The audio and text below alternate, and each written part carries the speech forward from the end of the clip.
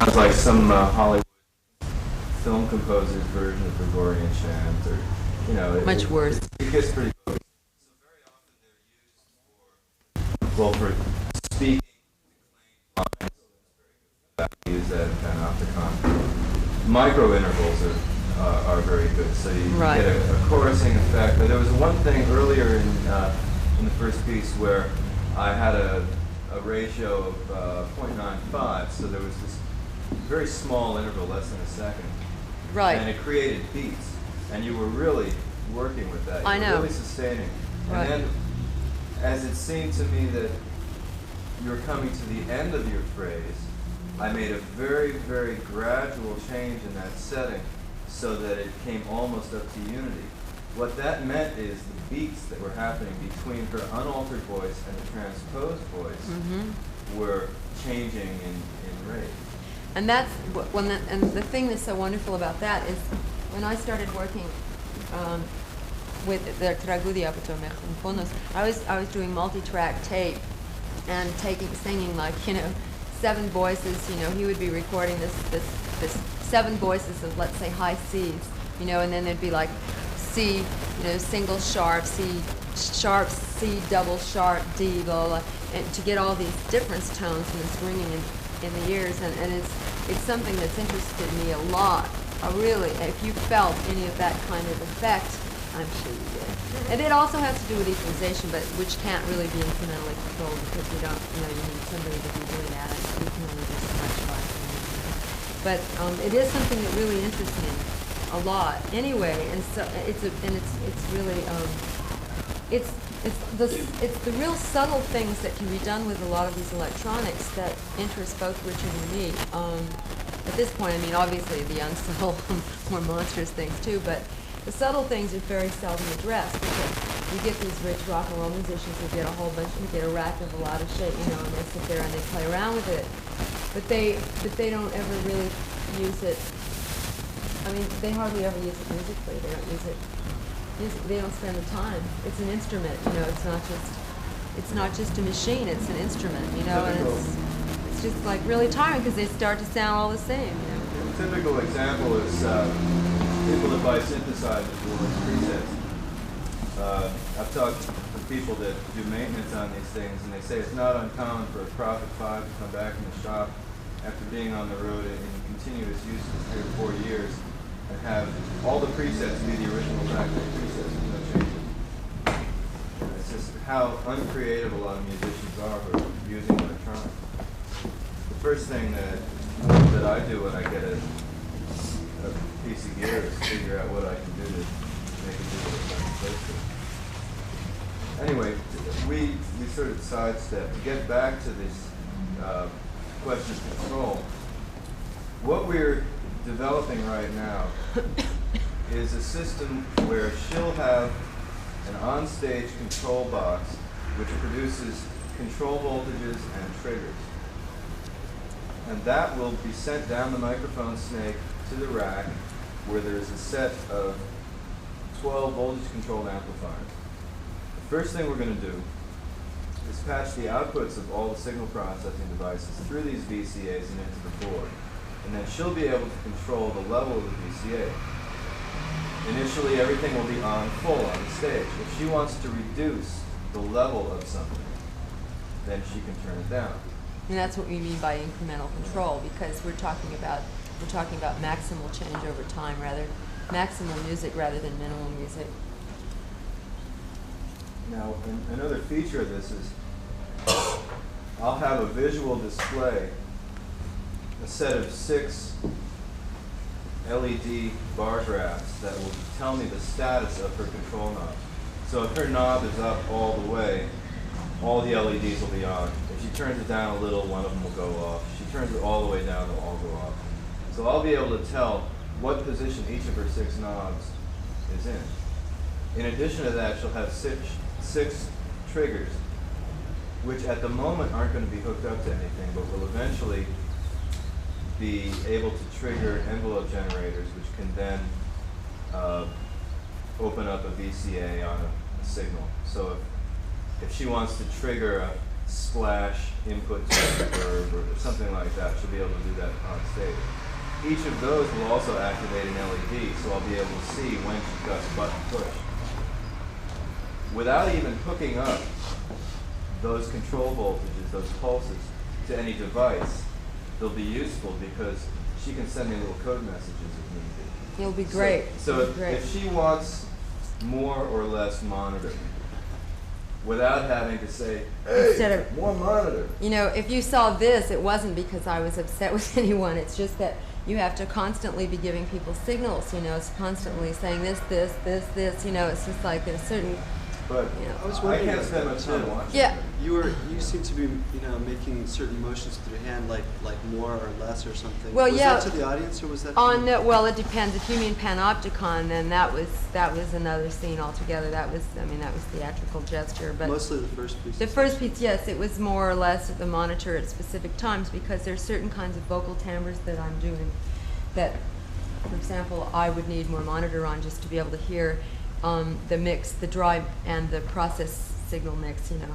And so I would, but then at other times, if I'm doing this really operatic stuff, okay, well, the option that I used to think about was, well, I'll just move away from the microphone. But then what happens, right, is that they turn the volume up, and then it starts distorting, and then we have this cyclical problem. And so so I just asked them to turn the monitors down in that case. But this way, we won't have to deal with this kind of problem. You know, I'll be able to just monitor it myself because, as you might have noticed in the first piece was we did differently than we ever did it before, you know. And I like to go from very, let's say, very small, very percussive kinds of noise-like sounds to just like real Hendrix shrieks, you know. And how is he supposed to know exactly when I'm going to do that? If he knew, both of us would get bored. I mean, if I knew what I was going to do before I performed every night, I'd be so bored I would never perform, you know. I mean, it's like, you know, some of that's necessary, but with a lot of control, then you have ultimate freedom, you know. It's kind of like that. So that's why I need to be able to have incremental control so that when I decide to do something like that, I can turn the monitors down.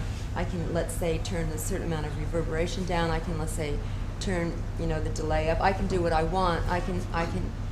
Can I access delays in series? None of it at this point will deal with repassing. Series, okay, all right. And I don't. You can see what there's a certain. I want everything. Yeah, but there's a certain point at which it'll get in your way. Yeah, I know. That's sort of what I was getting at. I want to know, you know, I can see you want as much actual power up there as you can get. Well, of course. But I'm just, you know, as a musician, I notice a lot of times the buttons just start coming at you, and you're like, oh, the we button, don't want right, that. I forgot about we the don't button. want that. We were going to have pedals. Yeah. And I'm not into doing balancing acts. That'd be 5 or 6 pedals. Yeah. I mean, that would be just like, you know, I mean, it'd be hysterical, like animation or something. So I'm just not into it, you know, not at all vaguely even.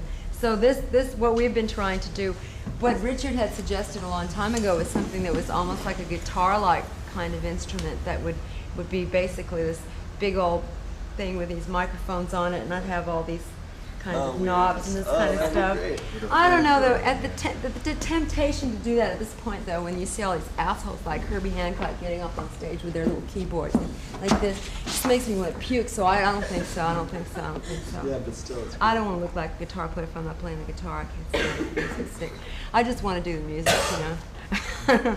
You know. Excuse me for denigrating a fellow musician, but I can't help it. So, next. How much of your performances are structured? Are they completely spontaneous? No, by no means.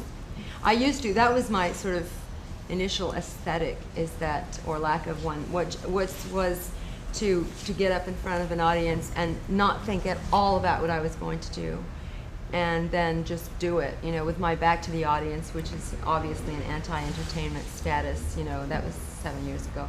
And then what ended up happening is I started hearing myself repeat certain vocal gestures. This is before I was working with even a microphone or anything, before I had the luck to meet Richard and so forth. And I just started, when you start to hear yourself repeat yourself, you know, just as in anything else, you start to think that maybe you're doing it because you're not doing enough thinking before a performance, or because you don't have sufficient technique, or there's a number of things, you know. So then that's when you start, you know, in my case, you know, taking vocal lessons. You can have more colors to work with.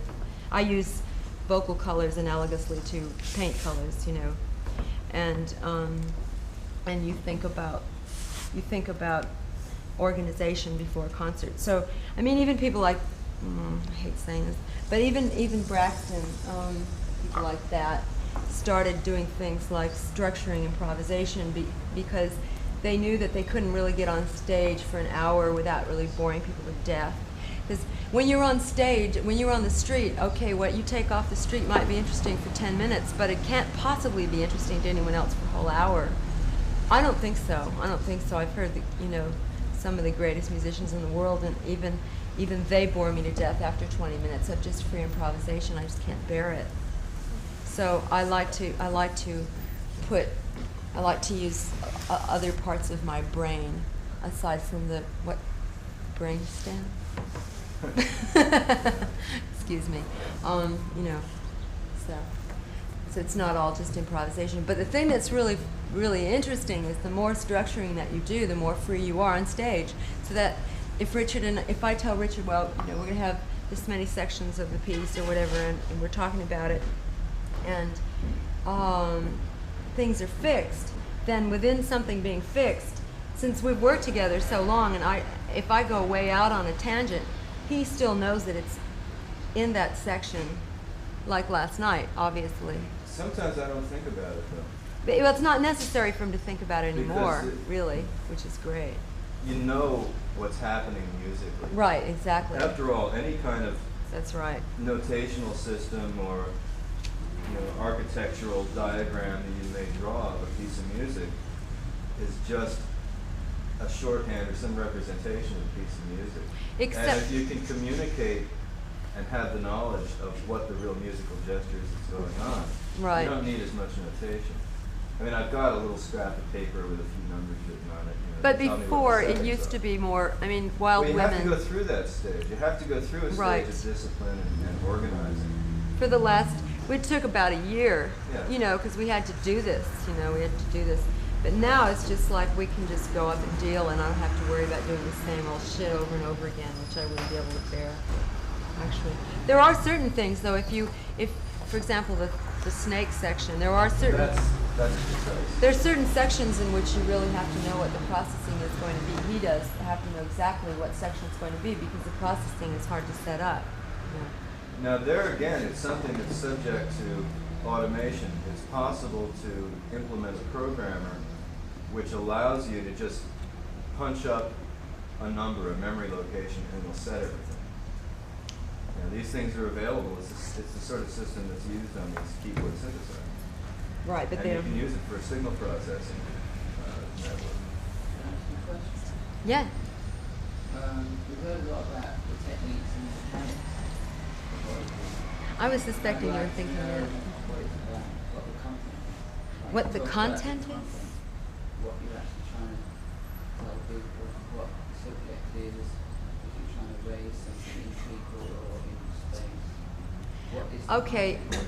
when a person asks me what the content is, and I know who I'm talking to, but when a person asks me what the content is, the first thing that I ask is when you ask me this question, what specifically do you mean? Because content is such a broad subject. I don't think so. I always found that content is very specific. Not me. And that's why I'm asking. That's what I suspect. I just wondered, for instance, why have a title if you're not clear of the content? Oh, I'm very clear of the content. But the thing is that, what is it? I mean, if we want to sit together for 10 hours, I can tell you what it is. No, I mean, I'm curious. I'm not trying to be difficult. No, I know you're not. I know you're not. All right. When I first did Wild Woman with Steak Knives, people were asking me if Wild Woman with Steak Knives was a feminist anthem. And I said, no, it's not. It's a terrorist anthem. And I said, my idea of what you do with a rapist is you castrate him and you burn his house down and you brand him with the label BLB standing for Black Leather Beavers. Women with shaved heads and black leather outfits going and performing castrations on rape victims so that we don't have to deal with the legal policies that don't seem to work at all in this country. I think that's probably a very effective idea, and I would definitely do it if I weren't doing music at the moment. The thing is that that's part of the content of Wild Women with Steak Knives. That's not all of it, though. I mean, along with my intense disdain for a large population of the male subspecies, there is unfortunately a little bit of love for them. And so I have to express that, as well as express my compassion for the whole human race. I mean, I can't just sit there and, just sit there and sort of arbitrarily decide that my music is about, hatred or simplistically speaking, revolution or political XYZ or so forth. I mean, ultimately it's about what I perceive on the street, and my best way of articulating it is in my music. And as it appears to most people, it's nonverbal. I find that my music is very articulate, and I have, the reason that I've developed all this technique is so I can have 400 screams. So you can read descriptive and decisive. Exactly. There's 400 screams. I'm not answering your question antagonistically. I hope you think that. Don't think that. It's really, that's the reason I study with a bel canto teacher. I mean, he's bel canto. I mean, we do La Traviata and Tosca and Norma. I mean, he knows what my subversive reasons for wanting a 3.5 octave range are. I mean, when Yoko Ono started out, it was interesting. She was a conceptual artist. She had 5 sounds. It was brilliant what she did, really.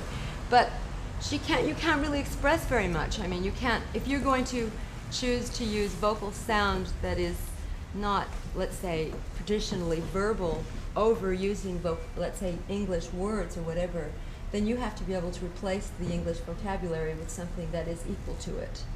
The only way you can do that is to develop a gigantic array of sound. And obviously, working with Richard, I have even a more gigantic array of sound. I admit that there's something about me that discusses the quote-unquote content, but in a way prefers to communicate it through through the performance experience, because what I have to say, I think, can be best said then, and I don't think that people really misunderstand it too terrifically. I used to think that. I really used to think that they didn't understand what I was talking about, and I am starting to think that they do. Panopticon, the second piece, was dedicated to Jack Abbott after he was rearrested, not as some sort of liberal gesture towards, acquiescence with Norman Mailer's getting him out of prison. I mean, I just knew that whatever it was that he did was a logical outcome of what must have happened, what would happen to anyone who was in prison. I don't know if you're familiar with Jack Abbott, are any of you? Yes, Belly in the Belly of the Beast. In the Belly of the Beast, a brilliant book. Have you read that? Somebody gave it to me when I got around. It's brilliant, really. It's brilliant. Well, we'll talk about it. It's really brilliant. To me, it was a metaphor for all sorts of enclosed situations from which there is ultimately no escape, even though you may think there is, and you may go to sleep hoping that you'll wake up and find there is, or hope there is while you're asleep. There's basically this claustrophobia that must be engaged in wholeheartedly, and that's just the way it is. And his book is really a metaphor for that, and it's in any case, it was a very strong inspiration, aside from certain personal experiences that one would have to do a piece like that. The quote from Michel Foucault is not arbitrary. It was very intentional. When Dylan said something like, with God on our side during the Vietnam War, I think is very analogous to the idea of the statement of the condemned man, which is equally important. Other questions?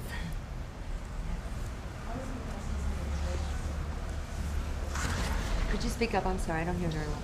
I was wondering what your strongest influences or early influences were in terms of what inspirations and teachers in terms of using magical power. Oh, I don't think about magical power. I think about concentration. Although I hear that all the time. I hear those words all the time. I know, but it's all right. I'm not attacking you. I mean, I hear it all the time. It's archetypally correct. I mean, it's. I think about.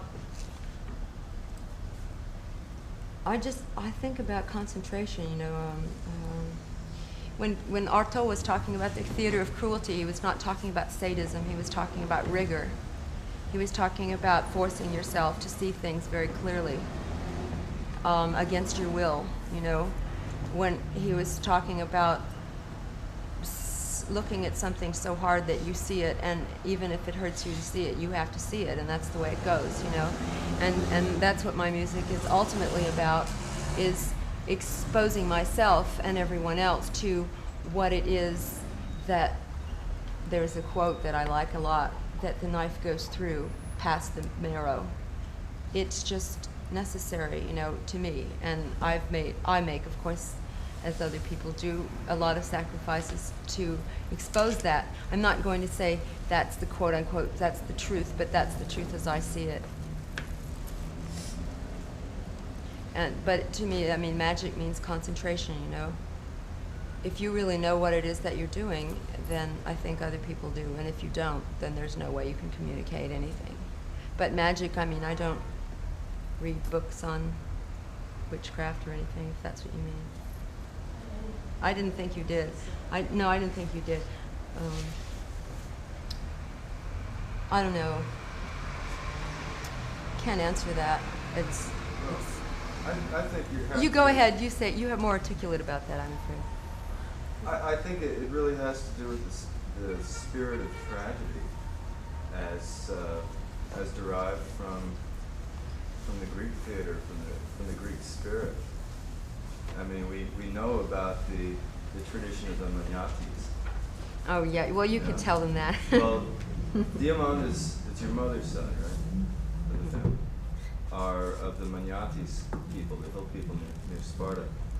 And it's a very rough and passionate sort of society, full of vendetta. And often when one of the young men of the tribe is killed in one of these vendettas, the old women of the village break into a spontaneous lament that goes on for days.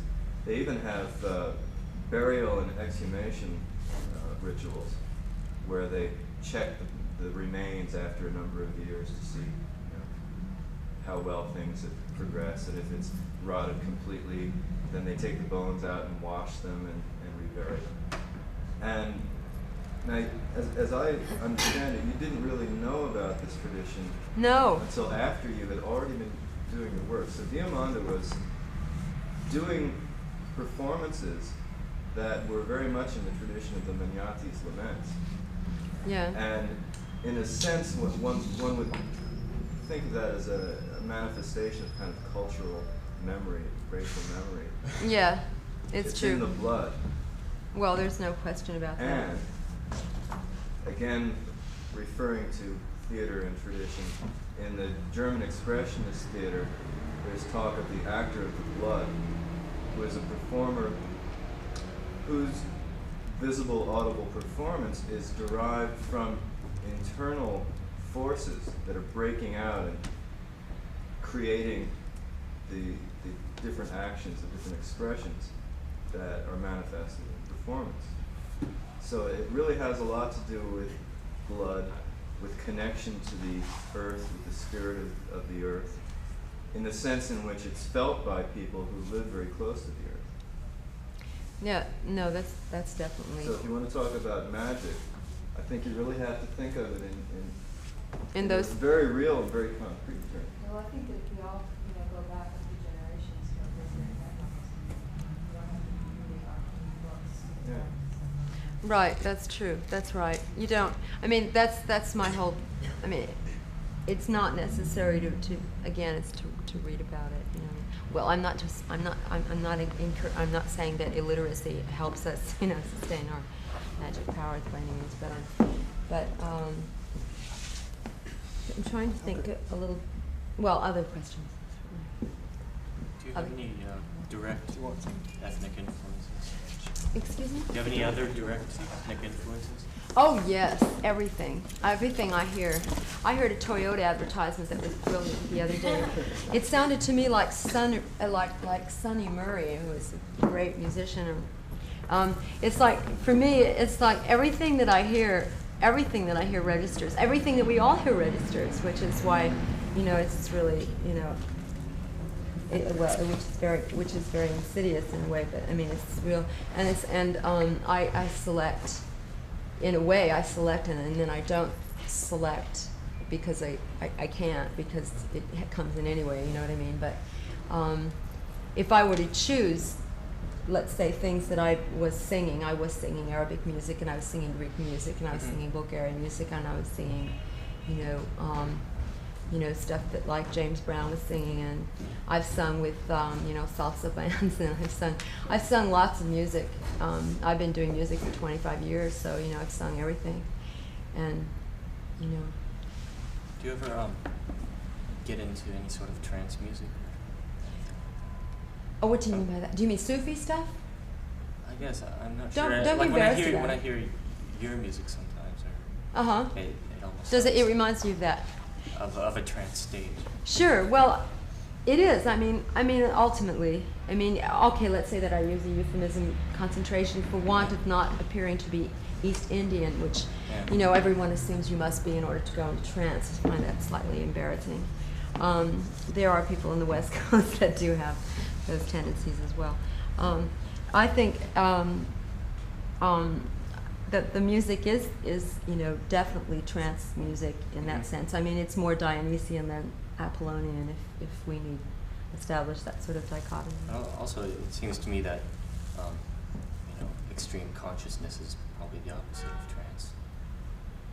I mean, if you're totally conscious, like all the time, of everything that you're doing. Oh, okay. In that then- sense, yes. yeah.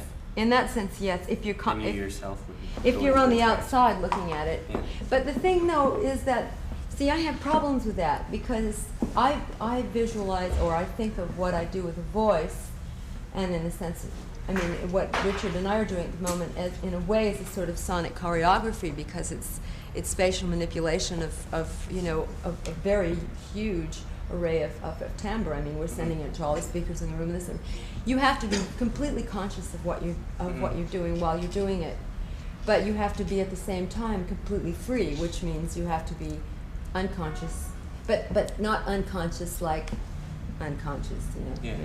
But you have to be Self-conscious. unself-conscious in that sense, yes. But unconscious in the sense where I'm standing up there, and I'm getting drunk, and I'm, isn't it wonderful I'm on stage, and aren't you lucky to see me? Fuck that. I hate that aesthetic. I think it stinks. I think that applies to a lot of people who don't know anything about music and just want to perform, which includes at least 90% of people performing. And I say that with the consummate amount of elitism.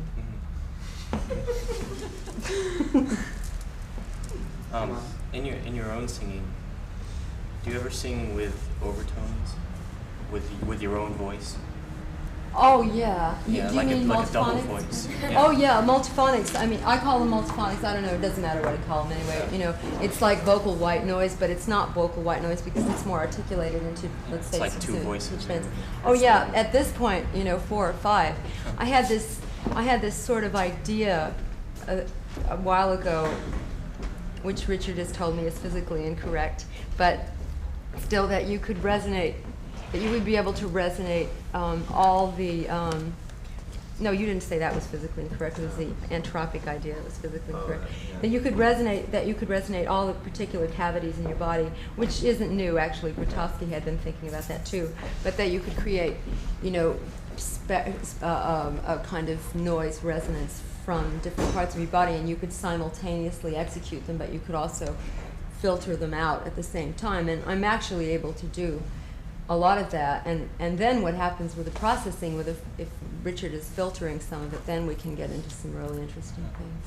Do you ever do pieces, entire pieces, without processing, without? Oh yeah, sure. Was like That's what I started doing. Was it in the Walden State Yards, is that processed at all? Not on the record, no. Not really. I mean, except for the reverb pedal, which I'm slamming into. There's a lot of distortion on that. I like it though.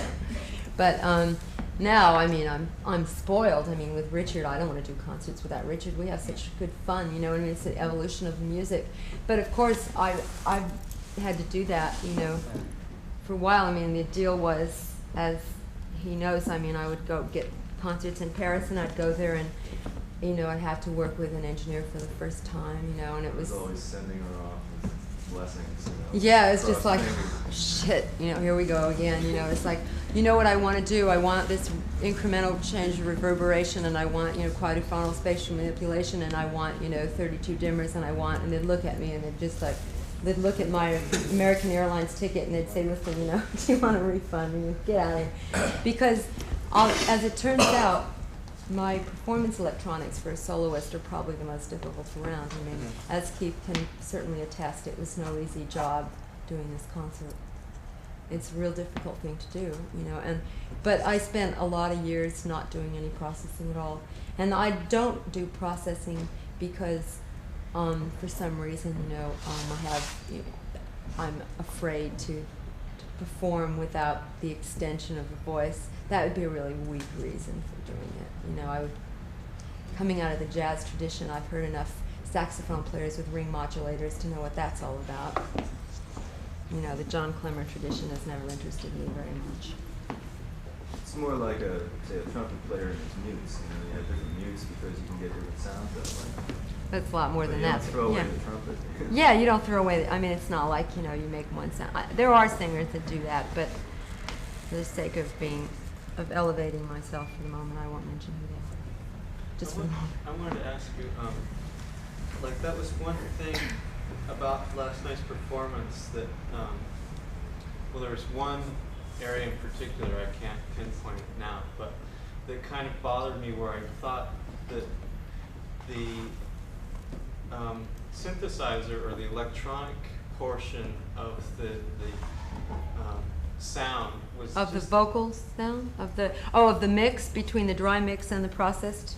well, I Between the don't dry know sound that and the processed sound, you mean? it was, yeah, your voice and the kind of interaction between your voice and And the then electronics. whatever else was happening. There was like one or two places where I thought it kind of, it's like the electronic Was dominating it. impinging, was like kind of Well- encroaching. How do you approach that? I mean, Well, see, this is why we're going to get this. Why I'm spending $2,000 on this system, where I can control these things incrementally, and I'll have enough of a monitor send where I'll be able to say, well, we need a little more dry in this because we need a little more articulation. You know, like the Eventide harmonizer, for example. Well, the harmonizer is a thing that we've been using for pitch modulation, so suddenly I sound like some man, right? You know, so that's not the intent. It's just another aspect of the personality. The problem with the harmonizer, it's not sophisticated enough to be able to sort of keep the integrity of, let's say, the wave shape or whatever it is. So it dulls out the edges, and you kind of hear this inarticulated thing. And I have words, right? So you can't hear the words.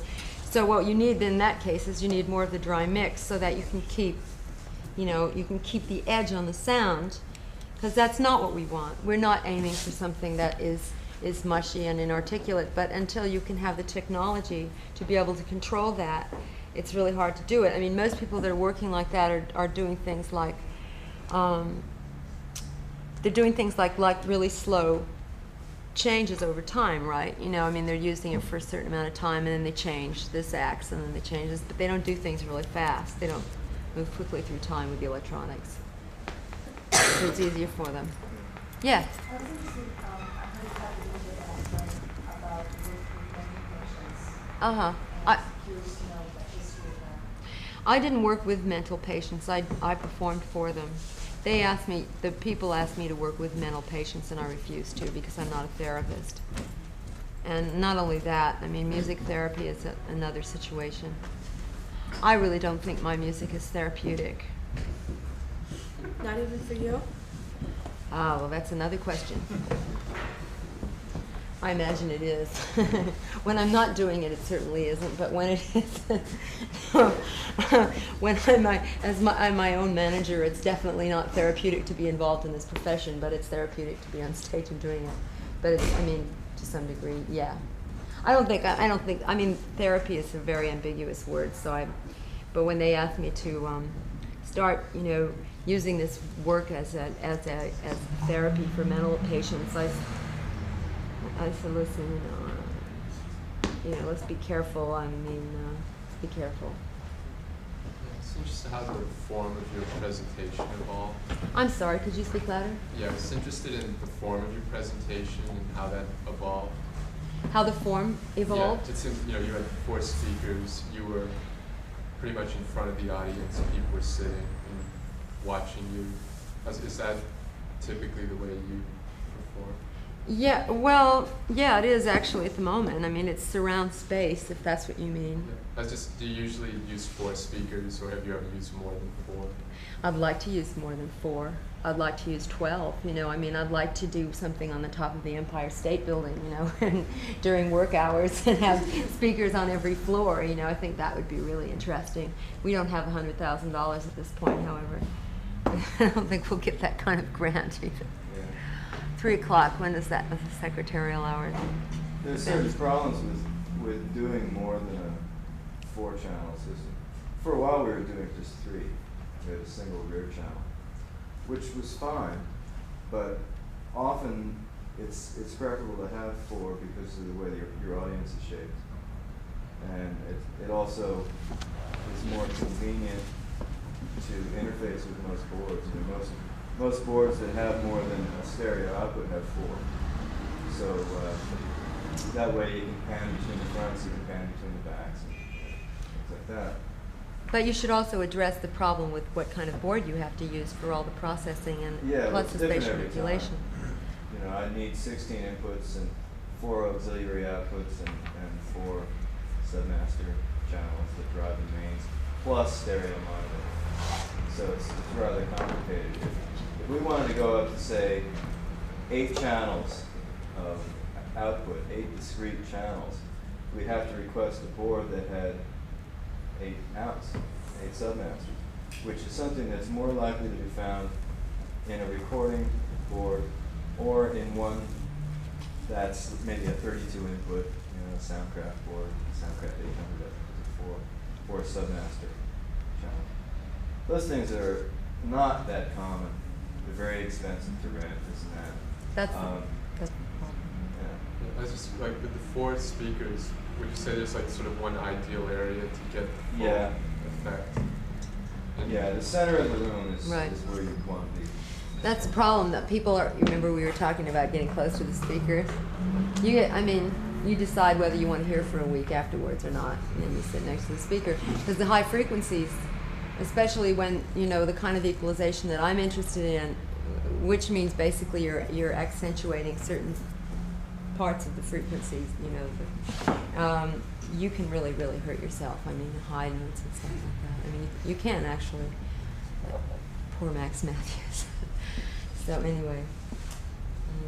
How much attention do you pay to visuals? A lot. I mean, I choreograph my own lighting. I mean, I spend a lot of time doing that. But I also work with 2 lighting people now, you know, in general, who generally work with me, but I spend a lot of time with that because as far as I'm concerned, the piece is, I mean, I don't want to say theater because I don't mean it in that way, but it's spectacle, and the visual aspect of it is just, it's not as important. I don't know how to say that. I guess it is as important. I don't know what that means if I say it's as important. But it's all the same thing. It's all the same vision, you know. I've been criticized a lot, you know, in the classical world for, you know, the theatricality of the work, what were the sequence dresses, and then were polyester, and now are spandex, and you know, and that sort of thing, you know, which is completely bullshit because, I mean, what does it have to do with anything ultimately? I mean, you know, it's like I've been criticized for a lot of that stuff. You know, but it's part of the vision. It's like hallucination. You see the whole thing and you hear the whole thing. What are you supposed to do? You know, suddenly perform behind a black curtain. You know, maybe John Lydon did it one night, but that's probably bullshit. You know, I don't care if he did it or not. You know, I don't understand. I mean, that's interesting as a provocative statement for one night, but I mean, you might as well just put the record on behind the black curtain. I think it's all the same vision. It's all the same vision. So you do, what you try to do is you know what your hallucination is and you try to articulate it as precisely as possible, and that's your job as an artist. I'm not doing it to seduce the audience. I mean, I'm not doing the visual part to seduce the audience into finding the music more palatable. I'm doing it because it's part of the vision. That's all I can say about that. Next question. Do you ever consider doing more demonstrative body movements while you're singing, or do you think that would take away from it? Well, can you be more specific? Just like Somersault. well, some ways that you can manipulate your body will also affect your voice. Oh, okay. The funny thing about that is that obviously I do a lot of exercises before I perform. I mean, not a lot, you know, but I do a certain amount of exercises. Strangely, a lot of them are Martha Graham exercises. That doesn't make much sense, but it is true. Because I do feel that the sound travels through the body in a funny way, you know, and if your body is free, then you can activate the different parts of it, you know. Mm-hmm. But I don't really believe that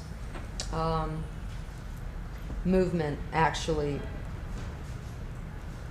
let's say that all this movement really helps you or doesn't help you make certain sounds that much. I mean, there's certain things that do, but it's not. I mean, who's the guy that does it? Ben Vereen, right? What is he? He's the only one that, like, I love using these cheap examples. He's a real Las Vegas performer. You know, he jumps around on the stage and sings at the same time. You know, he does all this thing.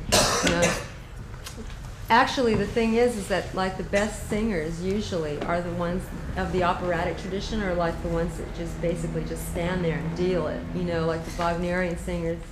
Hildegard Behrens, the greatest Wagnerian singer in the world. She just stands there. She moves a little bit, you know. It's a different thing, you know. I don't think it really makes that much difference. But for me, it's. I can't explain it. I just it's just all part of the same thing, you know. Well, it sounds to me like you have enough control of your voice that you don't have to move your body to get the effects that you get. Yeah, I don't have to do it. I don't have to. I'm not doing it peripherally either. It's just part of the same thing. But I probably could make the same sounds without doing the movements, if that's what you mean. That's what I'm addressing at this point. You know, it just wouldn't occur to me to do what classical new music singers. I don't know if you've seen them. They're hopefully vanishing breed. But they sort of stand up there like this, you know, and they've got this little. They don't have microphones, and they're just sort of.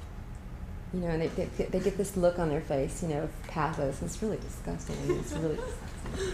And then there's a lot of rock singers who stand up there and then don't sing and dance around. And then there's, you know, like there's this whole tradition. I am putting a lot of them down. There's a lot of them that are great. There's a lot of real posing up there, you know.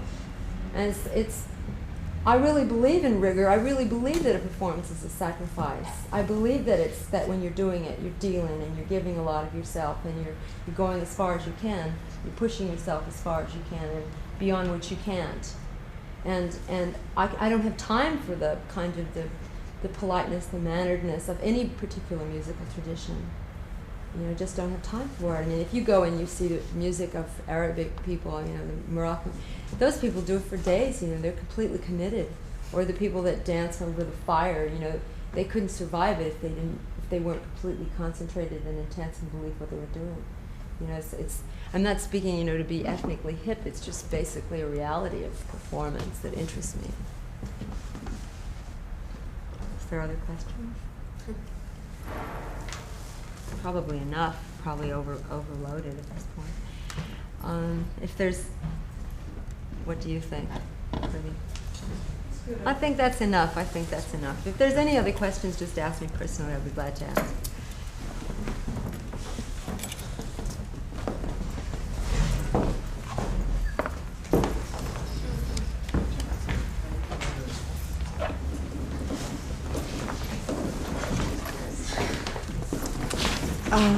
Here's part of yours. Oh, great. This is the part for today, and whatever's still in. Okay, all right, we'll work, so then we'll figure out. Well, this is part of the process, so I don't know what Oh, she goes okay. to do. I'm not so I'm down clear. Don't worry about it. I think it's talk to you after the performance, so I just wanted to let you know. Oh, thank you. It was well planned. Yeah. It was well planned. Yeah, it went really well. I enjoyed the talk today, too.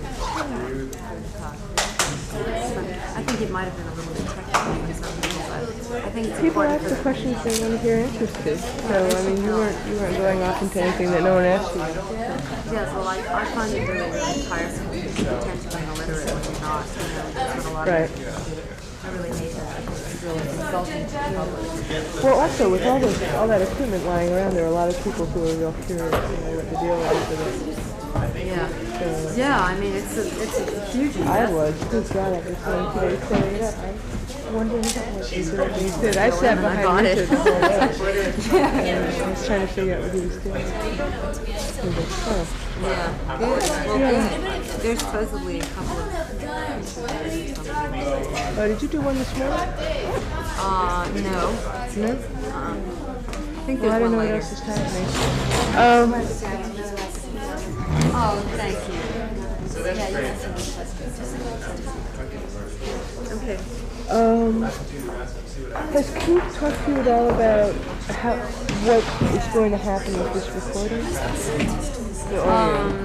You know about the whole thing that was supposedly going to happen and then didn't with the live radio thing, right? Yeah, we were, you mean, wait a second. Well, we had been at one point considering doing a live radio feed to the NPR system. Fine. But we obviously didn't do that because the project was coming down. Oh, yeah, that's cool. Right. So, hopefully what will happen is that the tape will be mixed finally and will then go onto NPR. Okay, So that's we should fine. probably draw up just some very simple contract before you go to authorize that. I don't know if you want to actually hear the final mix before you authorize it or what. No, that's a good idea. Actually, no, I'll authorize it now. The thing is that NPR just did an interview with me that was just broadcast, so they'll probably be into having it's either that or they won't be. I don't know. I think maybe they will be because they're doing that New York Philharmonic thing. Right. So they're probably June 1st. So it's very good timing. You guys have a tape that I asked to be given to Keith Kerman simply because I thought I was